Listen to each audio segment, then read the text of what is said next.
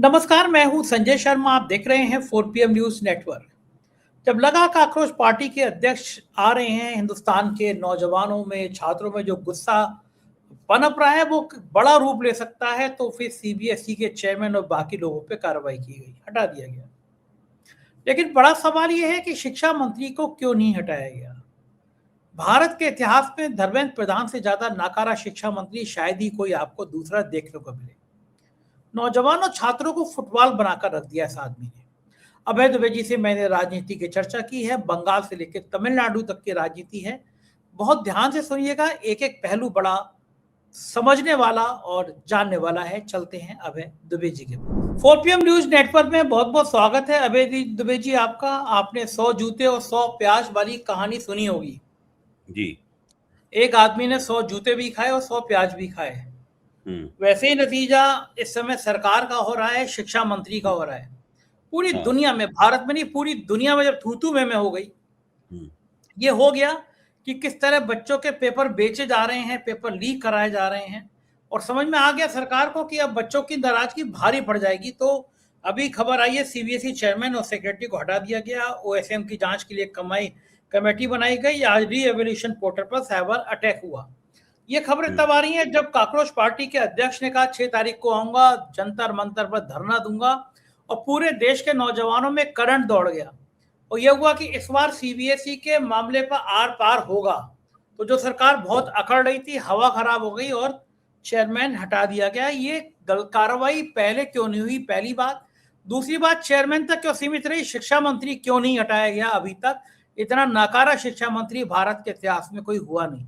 ये क्या कारण है? क्या सरकार डर भी रही है और बच भी रही है? और क्या अगर छात्रों को ये गुस्सा रहा तो धर्मेंद्र प्रधान की छुट्टी होगी, लगता है आपको, या नहीं लगता? देखिए, आपने मेरे मुंह की बात छीन ली। अगर आप ये बात ना कहते तो मैं अपना जवाब यहीं से शुरू करता कि आपने सीबीएसई के अफसरों को तो हटा दिया, लेकिन धर्मेंद्र प्रधान के मुकाबले तो वो बहुत ही छुटभइये लोग हैं। धर्मेंद्र प्रधान को क्यों नहीं हटाया, ये एक यक्ष प्रश्न है। इसका उत्तर ढूंढना हमारी और आपकी दोनों की जिम्मेदारी है। आपको याद होगा कि मध्य प्रदेश में एक घोटाला हुआ था, इसका नाम था व्यापम घोटाला। याद है ना? है अच्छा, लोग आमतौर पे व्यापम व्यापम कहते हैं, लेकिन ये व्यापम क्या था? इसका व्यापम का पूरा नाम क्या था? मध्य प्रदेश व्यावसायिक परीक्षा मंडल। इसका शॉर्ट फॉर्म, इसका संक्षिप्त नाम था व्यापम। इसमें विभिन्न परीक्षाओं में बड़े पैमाने पर धोखाधड़ी, रिश्वतखोरी और जालसाजी की गई थी।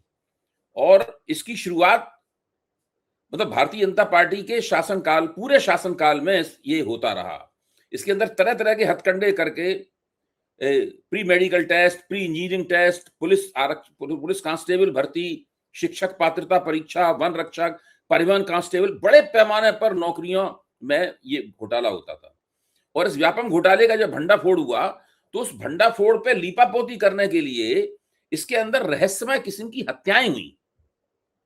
और ये हत्याएं एक दो नहीं हुई। ये जो हत्याएं हुई, हत्याओं की भी अपनी कहानी है। सीबीआई ईबीआई की जांच वगैरह जो है वो अभी चली रही है, कुछ नहीं होता है उसके अंदर। इसी तरीके से भारतीय जनता पार्टी अपने किए गए तमाम घोटालों के ऊपर जो है ना लीपापोती करती रहती है। अच्छा, लेकिन कभी कभी क्या होता है कि इस तरह के घोटाले जो होते हैं वो लीपापोती की सीमा से परे चले जाते हैं।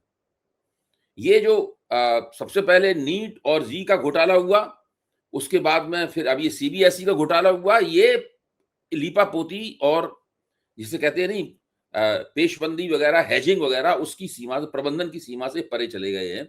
इसलिए ये समस्या पैदा हो रही है। धर्मेंद्र प्रधान का इस्तीफा क्यों नहीं हो रहा? जिस तरह व्यापम घोटाले पर मुख्यमंत्री, मध्य प्रदेश के मुख्यमंत्री का इस्तीफा मांगा जाता रहा, कभी हुआ इस्तीफा? कभी नहीं हुआ इस्तीफा उनका। जबकि हत्याएं भी हुई उसके अंदर। अभी तो इन मामलों में खून नहीं बहा है। ये जो केंद्र में, दिल्ली के मोर्चे में सब कुछ हो रहा है, उसमें खून नहीं बहा है।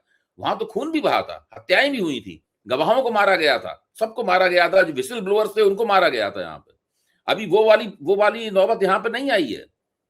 धर्मेंद्र प्रधान से कौन मांगेगा इस्तीफा? इसलिए इस्तीफा नहीं मांगेगा क्योंकि सब लोग इसमें शामिल है। धर्मेंद्र प्रधान तो एजेंट है करने वाले। मेरा कहना है कि एक एक घोटाला, एक एक पेपर लीक जो कुछ हुई है वो बिना शिक्षा मंत्री की मर्जी और उनके चहेते अफसरों की मर्जी के बिना नहीं हो सकती। अब धर्मेंद्र प्रधान को बचाने कितने बड़े पैमाने पर हो रहा है। आपको डॉक्टरी की परीक्षा देनी है, आप पेपर लीक की शिकार हैं। आपको इंजीनियरिंग की परीक्षा देनी है, आप पेपर लीक के शिकार हैं। आपको माध्यमिक शिक्षा में परीक्षा देनी है, आप पेपर लीक के शिकार हैं। आपकी कॉपियां ठीक से नहीं जच रही हैं और आपकी कॉपियों में नंबर ठीक से नहीं दिए जा रहे हैं। ऑनलाइन मार्किंग में मार्किंग के अंदर घपला है, हर चीज के अंदर घपला है। जिस बच्चे ने ऑनलाइन मार्किंग का ठेका देने, जिस कंपनी को ठेका दिया गया है, उसको अपनी जांच पड़ताल करके उसने शिकायत की, उसको संसदीय समिति ने बुलाया और उससे प्रेजेंटेशन उसने बच्चे ने वहां किया जाकर, और उसने उन लोगों को भी प्रभावित कर दिया। अभी 2 दिन पहले तक तो ये लोग सब कह रहे थे कि कोई इसमें बिल्कुल सही सारी प्रक्रियाओं को अपना के सही ठेका दिया गया है। अब उसी ठेके के नाम पर इन अफसरों को हटाया जा रहा है। सवाल ये, धर्मेंद्र प्रधान क्या कर रहे थे? शिक्षा मंत्रालय के अलावा भी कोई दूसरा काम उनकी जिम्मे है क्या? मतलब क्या ऐसा है कि शिक्षा मंत्रालय तो उनके पास है, ये उनकी असली जिम्मेदारी नहीं है? असली जिम्मेदारी उनकी कुछ और है। क्या है धर्मेंद्र प्रधान की असली जिम्मेदारी? एक मंत्री के तौर पर वो देश में शिक्षा की किसी भी गतिविधि को ठीक से चला पाने में नाकाम है। तो कोई ना कोई काम तो कर रहे होंगे, ये काम तो वो नहीं कर रहे, जाहिर है इस काम को नहीं कर रहे। अब तो बिल्कुल स्पष्ट हो गया कि शिक्षा मंत्री शिक्षा मंत्रालय के कामकाज को नहीं देख रहे हैं। वो क्या देख रहे हैं आखिरकार? कौन सा ऐसा काम कर रहे हैं जो गुप्त है, जो लोगों के सामने नहीं आ रहा है? देखिए कितना अजीब सा लगता है। देखिए जब इन चीजों की जांच पड़ताल होगी, जब इनके असली छिपे हुए रहस्य सामने आएंगे, तब हो सकता है कि हम लोगों को यह पता चले कि राष्ट्रीय स्वयंसेवक संघ और भारतीय जनता पार्टी जिन लोगों को सिस्टम में नौकरियों के जरिए प्रवेश दिलाना चाहती है, उन लोगों को सुविधा प्रदान करने के लिए ये बहुत सारे प्रपंच, बहुत सारे दुष्कर्म जो है वो आयोजित किए जाते रहे हैं। लगातार भारतीय सिस्टम में अपने विचारधारात्मक परिवारों की, अपने स्वयंसेवकों के परिवारों के लोगों को की घुसपैठ कराने के लिए ये तमाम काम किए गए, और इन तमाम कामों के लिए ही अपने खास बंदे, इसका नाम धर्मेंद्र प्रधान है, उसको शिक्षा मंत्री बनाया गया। अब है क्या कि वो इस तरह के मामले कभी कभी फंस जाते हैं, उसकी पोल खुल जाती है, पोल खुल जाने पर तेजी से लीपापोती होती है, ये करो वो करो, उसके बाद कभी कभी चीजें बिगड़ती चली जाती हैं। यानी जो आप नहीं चाहते हैं उस तरह की प्रतिक्रियाएं होती चली जाती हैं। ये हो रहा है और इसमें सरकार बुरी तरीके से फंस गई है। अच्छा, अब आपने एक और नाम लिया, आपने अभिजीत दीपके का नाम लिया, जिन्होंने काकरोच जनता पार्टी की स्थापना की, और वो 6 तारीख को आ रहे हैं। उनका दावा यह है कि वो जंतर मंतर पर जाएंगे और विरोध प्रदर्शन करेंगे। मेरे सामने दूसरा सवाल है, और वो दूसरा सवाल मेरी जो विश्लेषण पद्धति है उससे निकला। मेरी विश्लेषण पद्धति क्या है? मेरा कहना है कि अभिजीत दीपके ने जो सोशल मीडिया पर अपना अकाउंट बनाया और उसमें काकरोच जनता पार्टी की स्थापना की, उसका घोषणा पत्र जारी किया, उसके बाद उसमें 2.25 करोड़ लोग उससे जुड़ गए, एक तूफान आ गया। मैं इन 2.25 करोड़ लोगों को अलग रखता हूं। ये 2.25 करोड़ लोग मोदी सरकार की बदइंतजामी के खिलाफ जो नाराजगी है उसकी नुमाइंदगी कर रहे हैं। ये 2.25 करोड़ लोग उस थर्मामीटर का तापक्रम बता रहे हैं कि भाई इस वक्त राजनीतिक प्रणाली बीमार है, उसको बुखार चढ़ा हुआ है। लेकिन अभिजीत दीपके इससे अलग है। इसलिए अलग है कि वो अब सोशल मीडिया का फिनोमेना नहीं रह गए, सोशल मीडिया की परिघटना बनकर नहीं रह गए। अब वो जमीन पर उतरना चाहते हैं। वो जंतर मंतर पर जाकर एक राजनीतिक आंदोलन का नेतृत्व करना चाहते हैं। जंतर मंतर पर जाने का और क्या कारण है? अगर आपको सोशल मीडिया भी करना होता तो आप जंतर मंतर पर जाने की जरूरत थोड़ी ना है, और ना उसके लिए हिंदुस्तान आने की जरूरत है। वो हिंदुस्तान आने के लिए बहुत बेचैन थे। उनका कहना था कि हिंदुस्तान जाएंगे। उन्होंने ये भी कहा कि हमें जेल में डाल दिया जाएगा, लेकिन इस खतरे को उठा के वो आ रहे हैं हिंदुस्तान। अब 2 ही बातें हो सकती हैं। एक तो ये हो सकती है कि उनके कथनानुसार, उन्होंने जो पूर्व भविष्यवाणी की, उनके अनुसार हवाई अड्डे पे उतरते ही सरकार उनको दिल्ली में ना घुसने दे, पकड़ के ले जाए और जांच पड़ताल शुरू करे, क्योंकि सरकार को तो उनके ऊपर घोषित रूप से शक है कि ये प्रणाली को, व्यवस्था को अस्थिर करने के लिए ये पूरा काम कर रहे हैं। एक तो काम ये करे सरकार। दूसरा काम सरकार ये कर सकती है कि उनको छूट दे दे, ये सब ना करे, और वो आराम से वहां से चलते हुए नारेबाजी के साथ में जंतर मंतर पहुंचे, और जंतर मंतर पे एक भीड़ उनका इंतजार कर रही हो। 20,000 लोगों की भीड़ भी बहुत लगती है, ऐसा दिखाई पड़ेगा 2 लाख लोग जमा हो गए हैं, और 20-25 हजार लोग उनके लिए वहां पर जमा हो जाएं और वो वहां पे अपना प्रदर्शन करें और उनकी नेतागिरी की स्थापना होनी शुरू हो। अब आप सोचिए, मैं उन 2.5 करोड़ लोग जो उनके पोर्टल के उनके साथ जुड़ गए थे, मैं उनको नहीं इसमें जोड़ रहा हूं। देखिए, उन्होंने हिंदुस्तान आने की घोषणा करने से पहले PTI, press trust of India को एक लंबा इंटरव्यू दिया। उस इंटरव्यू को आपने पढ़ा होगा, मैंने भी उस इंटरव्यू को पढ़ा। उस इंटरव्यू में वो भारतीय जनता पार्टी के ऊपर भी हमला करते हैं, लेकिन वो कांग्रेस पे भी हमला करते हैं, राहुल गांधी पे भी हमला करते हैं।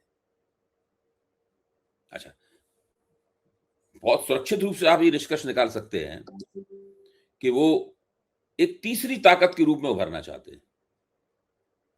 जैसे आम आदमी पार्टी एक जमाने में उभरी थी, एक जमाने में अभिजीत दीपके भी आम आदमी पार्टी में हुआ करते थे, उन्होंने खुद भी उन्होंने स्वीकारा। 2020 का चुनाव जो आम आदमी पार्टी ने जीता था, उसमें अभिजीत दीपके भी सक्रिय थे आम आदमी पार्टी के साथ में, और सोशल मीडिया पर ही मीम वगैरह बनाने की भूमिका निभा रहे थे। उसके बाद वो बॉस्टन चले गए और बॉस्टन में उन्होंने पढ़ाई की, और बॉस्टन यूनिवर्सिटी टाउन है, यहाँ तक कि वहां पढ़े लोगों को बॉस्टन ब्राह्मण्स के तौर पर भी जाना जाता है। तो मैं ये कह रहा हूं कि वो प्रतिष्ठित एक विश्वविद्यालय से पढ़ के आए हैं।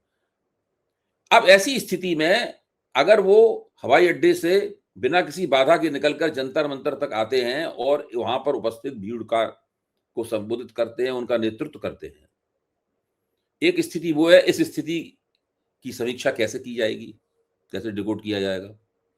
एक स्थिति ये है कि उनको वहां से पकड़ लिया जाता है और वहां पुलिस उनको ले जाती है, पूछताछ और जांच पड़ताल शुरू होती है, उसके लिए पुलिस को उनके खिलाफ एफआईआर लिखनी पड़ेगी। एक स्थिति वो है। अब अभिजीत दीपके के हीरो बनने के 2 तरीके हैं। एक, सोशल मीडिया पे तो हीरो बन गए वो, लेकिन सोशल मीडिया पे बना हीरो जमीन पे हीरो बनेगा कि नहीं बनेगा, ये प्रश्न है। और जिन लोगों को वो काक्रोच कहते हैं, यानी भारत के उत्पीड़ित नौजवान, भारत के सताए हुए नौजवान, भारत के वो नौजवान जिनके साथ वायदा खिलाफी की गई है, जो बेरोजगार हैं, जिनका भविष्य अंधकारमय है, जो छटपटा रहे हैं, जो अपने आप को काक्रोच कहते हैं गर्व के साथ, और काक्रोच के रूप में वो लोग प्रदर्शन भी करते हैं। उनमें से बहुत से लोग सड़क पर काक्रोच की तरह रेंग कर। प्रश्न ये है कि क्या अभिजीत दीपके उनके नेता बन पाएंगे? क्योंकि उनका नेता बनने का एक और व्यक्ति कोशिश कर रहा है, उसका नाम है राहुल गांधी। वो भी उनका नेता बनने की कोशिश कर रहा है, क्योंकि सोशल मीडिया पर तो राहुल गांधी उनके साथ कोई प्रतियोगिता नहीं है, लेकिन जब वो जमीन पर उतरेंगे तो राहुल गांधी की उनके साथ प्रतियोगिता होगी। तब हम लोग देख पाएंगे धर्मेंद्र प्रधान को 2 लोग निशाना बना रहे हैं, अभिजीत दीपके भी निशाना बना रहे हैं और राहुल गांधी भी निशाना बना रहे हैं। मैंने ये परिप्रेक्ष्य आपके सामने इसलिए रखा है कि ये मसला इतना सरल नहीं है। मैं उनके ऊपर कोई शक नहीं कर रहा हूं, मैं कोई संदेह नहीं, मैं उन लोगों में से नहीं हूं किसी को उसकी बी टीम है, उसकी ए टीम है, उसकी सी टीम है। मैं इन शब्द आपने देखा होगा, मैं इस तरह की फतवेबाजी का इस्तेमाल नहीं करता हूं। मैं कहना यह चाहता हूं कि यह मसला इतना आसान नहीं है।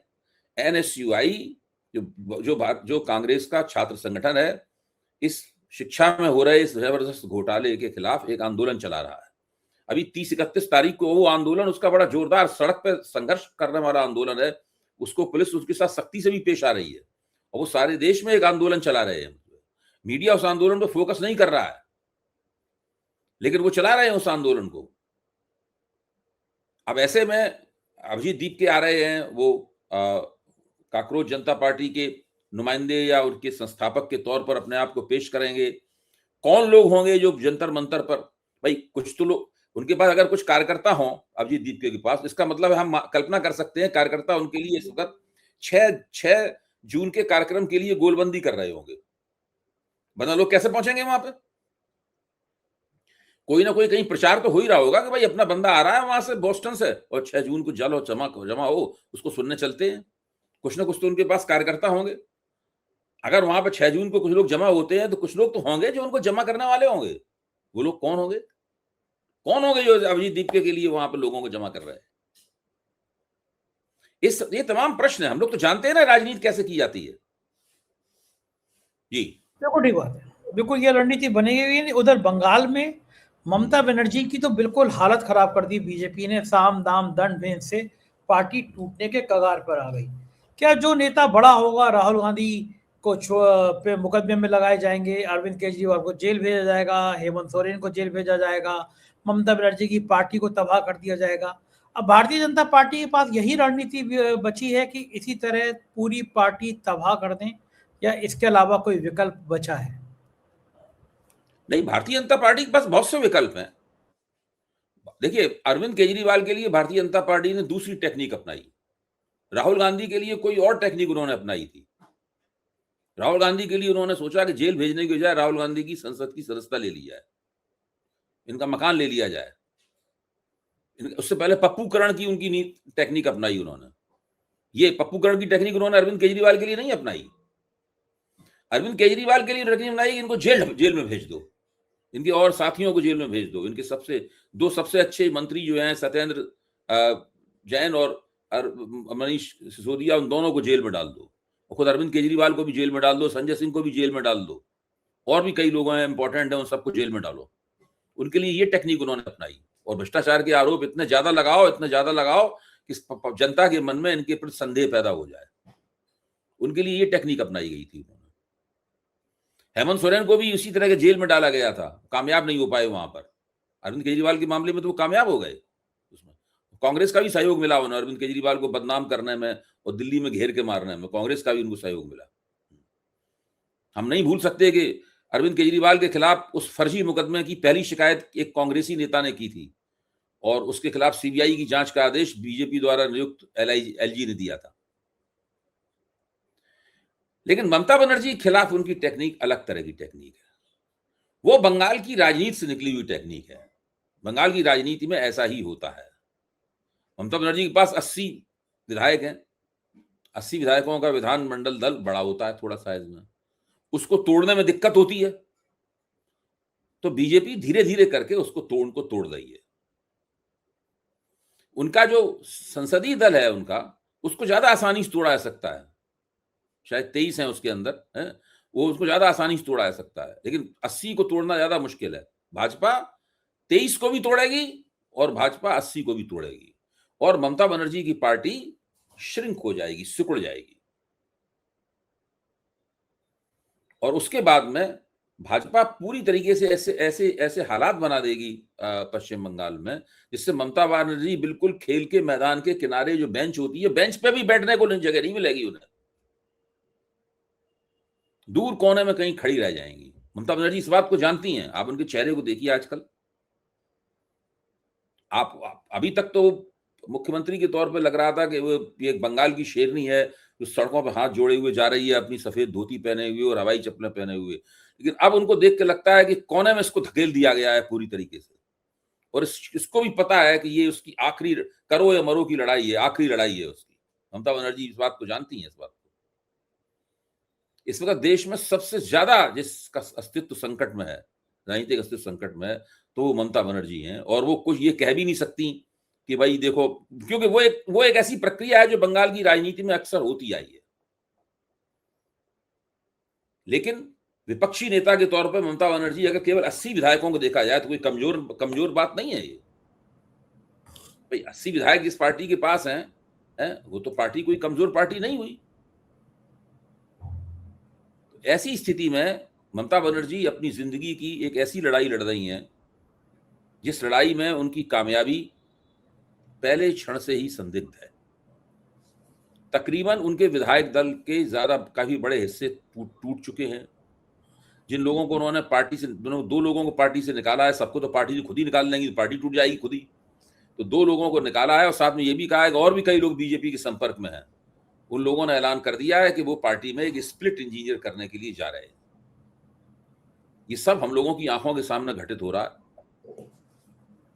गजब होती है राजनीति। अभिषेक बनर्जी के ऊपर जो हिंसा हुई है, वो हिंसा दरअसल एक मैसेज है, संदेश है। एक ये संदेश है कि जब अभिषेक बनर्जी को डंडों से और झाड़ुओं से पीट सकते हैं, और इतनी बुरी तरीके से पीट सकते हैं, जब अभिषेक बनर्जी को बंगाल के जो अभी महीने भर पहले जो लोग प्रधानमंत्री थे सत्ता में, तो ये 15 साल सत्ता में थे, उनको बंगाल के अस्पतालों में, कलकत्ता के अस्पतालों में भर्ती करने से अस्पताल इनकार कर सकते हैं।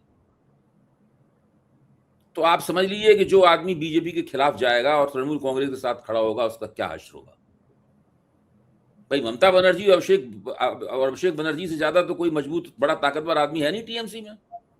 फिर उन्होंने कल्याण बनर्जी को भी मारा। ये दोनों जो है वो हैं, एक संदेश है सबके लिए, सब लोग समझ जाओ, ये हालत कर देंगे, मारेंगे भी, सांस नहीं लेने देंगे। ये बहुत खौफनाक है, लोकतंत्र के लिए बड़ा खतरनाक है।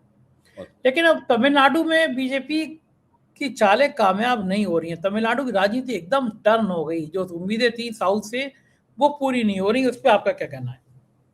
भाई देखिए, तमिलनाडु बीजेपी के लिए एक अजनबी जमीन है।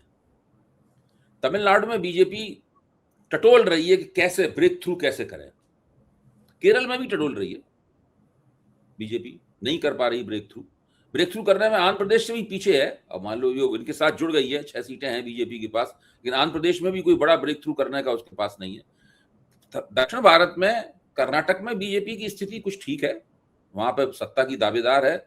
और तेलंगाना में भी बीजेपी जो त्रिकोणात्मक संघर्ष है तेलंगाना में, राष्ट्र समिति, कांग्रेस और बीजेपी, ये त्रिकोणा संघर्ष में बीजेपी वहां दौड़ रही है। इसके अलावा साउथ दक्षिण भारत की राजनीति से बीजेपी आमतौर पर बाहर है, वहां कांग्रेस ज्यादा मजबूत है बीजेपी के मुकाबले। और राहुल गांधी ने जिस तरह पिछले दिनों अपने पत्ते चले हैं, उससे भी स्पष्ट है कि वहां कांग्रेस ज्यादा मजबूत है। तो अब देखिए, अब पहले तो बीजेपी ने भाई अन्नामलई के जरिए उन्होंने एक बहुत आक्रामक किस्म की राजनीति की, आक्रामक हिंदुत्व की राजनीति की। फिर उनको लगा कि आक्रामक हिंदुत्व की राजनीति करने के चक्कर में द्रमुक से तो उनकी बनती है ही नहीं, अन्ना द्रमुक से भी उनका समझौता नहीं हो पाएगा। अन्ना द्रमुक समझौता करने के चक्कर में उन्होंने अन्नामलई को ढक्कन बना दिया, टिकट भी नहीं दिया। जो पार्टी का पिछले चुनाव में अध्यक्ष था, उसको आपने टिकट भी नहीं दिया इस बार। अन्नामलई इससे नाराज हो गए, अब वो पार्टी छोड़ के जाना चाहते हैं। वो समझ गए हैं कि भारतीय जनता पार्टी उनकी जैसे जो राजनीतिक धारा उन्होंने बनाई थी, उस धारा में अपनाने के लिए तैयार नहीं है, इसलिए वो अलग अपनी पार्टी बनाना चाहते हैं। और हो सकता है जल्दी ही, ज्यादा संभावना ऐसी बात की है कि वो अपनी अलग पार्टी बना लेंगे और भारतीय जनता पार्टी अकेली रह जाएगी। फिर भाजपा को अब तय करना है कि वो अन्ना द्रमुक के साथ कितनी दूर तक जा पाएगी या नहीं जा पाएगी, क्योंकि अन्ना द्रमुक का भी बंटवारा हो गया, वहां भी स्प्लिट हो गया है। उसके ज्यादातर लोग जो हैं वो विजय की नई पार्टी, सत्ताधारी पार्टी है टीवी के, उसके साथ चले गए। तो भाजपा को तमिलनाडु में अपनी राजनीति के ऊपर दोबारा सोचना पड़ेगा और दोबारा से मतलब पूरे अपना विन्यास दोबारा बनाना पड़ेगा। ठीक बात है। और हो चुका है। इस बीच में आपको लगता है कि विश्व गुरु की सेहत पर कोई असर पड़ेगा इन सब घटनाक्रम पे, या वो अपने चैन की नींद सोएंगे? छात्र नाराज हो, नौजवान नाराज होने, कोई फर्क नहीं पड़ेगा। विश्व गुरु का मानना यह है संजय जी कि ये सब होता रहता है, चुनाव जीतने की टेक्निक दूसरी है, चुनाव जीतने का हथकंडा दूसरा है। वो हम जीत लेंगे, ये सब चलता रहेगा। ये राष्ट्रव्यापी व्यापम चल रहा है, जो मध्य प्रदेश में व्यापम हुआ था वो राष्ट्रव्यापी व्यापम चल रहा है। उधर खाड़ी युद्ध में ईरान और अमेरिका के बीच में जबरदस्त जद्दोजहद चल रही है। उसमें डोनाल्ड ट्रंप ने नेतन्याहू को जबरदस्त गालियां दी हैं फोन करके, और गालियों का प्रचार भी किया कि हमने देखो उसको इतना डांटा। और मोदी जी इस चक्कर में, मोदी जी इस बीच में फंसे हुए, उन्हें कोई चिंता नहीं है मोदी जी को। ये सही है, वो अपना बंदा सही है। बिल्कुल, बहुत बहुत शुक्रिया अभय जी। अपना बंदा सही है, वो मौज कर रहा है, वो मोर को दाना खिला रहा है, और वो अपने अजीब तरीके से एक चट्टान पे वो लेट के कसरत कर रहा है, प्रधानमंत्री घर के आवास के पीछे। वो अपने मस्त विदेश यात्राएं कर रहा है, विदेशी नेताओं से मिल रहा है, हो ही कर रहा है। बहुत बहुत शुक्रिया अभय जी, समय दिया आपने, बातचीत की। Thank you. ये थे अभय दुबे जी और आपने पूरी बातचीत सुनी। सोचिए कितना खराब है, छात्र नौजवानों के सपने किस तरह रौंद रही है सरकार। पेपर लीक पे लीक। काकरोच पार्टी जन्म लेती है तो उसको बुरी तरह से रौंद दिया जाता है, कभी इसका ये अकाउंट बंद, कभी वो अकाउंट बंद। पर क्या लोकतंत्र इससे रुक जाएगा? एक बड़ी शक्ति फिर खड़ी होती है। कैसी लगी बातचीत बताइएगा जरूर। शुक्रिया, थैंक यू।